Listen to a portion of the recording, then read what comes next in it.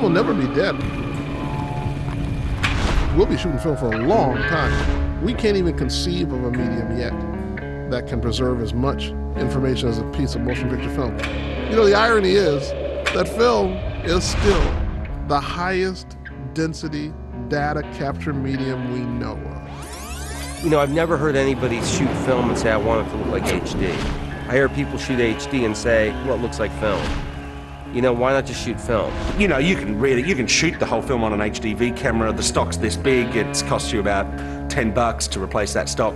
But then it's only cheap until people see the images on the screen and then they go, how come this looks like crap, you know?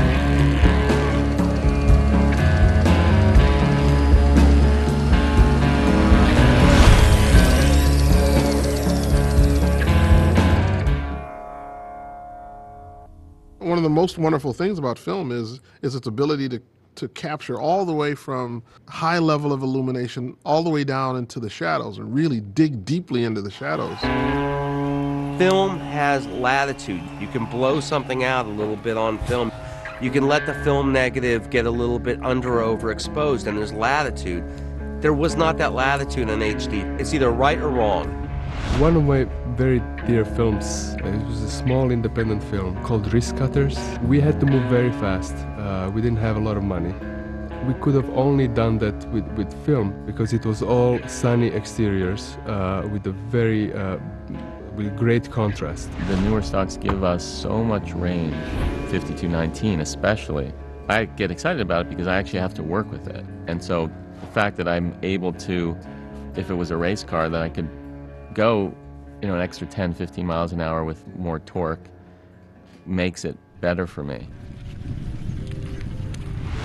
The technology within film is so amazing. You look at Super 16 now, the quality of Super 16 is so fantastic that, you know, the grain structure is so tight and everything that you can do things with Super 16 now that you couldn't do, you know, 10, 15 years ago. We shot The Wrestler on Vision 3 16.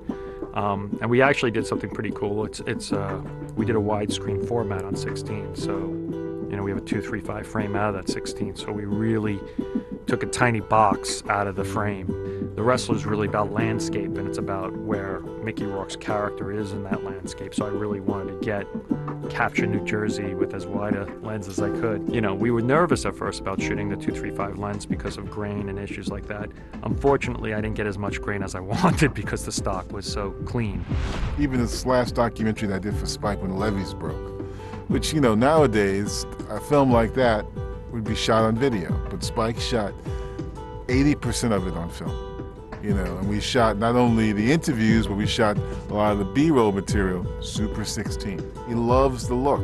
You know, he's committed to the look, the film look, you know, and even in the documentary, he's committed to the film look, so he wanted that texture. We did The Last King of Scotland, which was Super 16 captured and output to scope, which no one really thought it would hold up before. It's always a great reference to go back to when people ask that question, because people just can't believe you can take that tiny amount of negative and project a scope image. I think 16mm has changed so much that there are a lot of people who have an old conception of what it is. I'm amazed when I see good 16 to 35 blow-ups at this point at how beautiful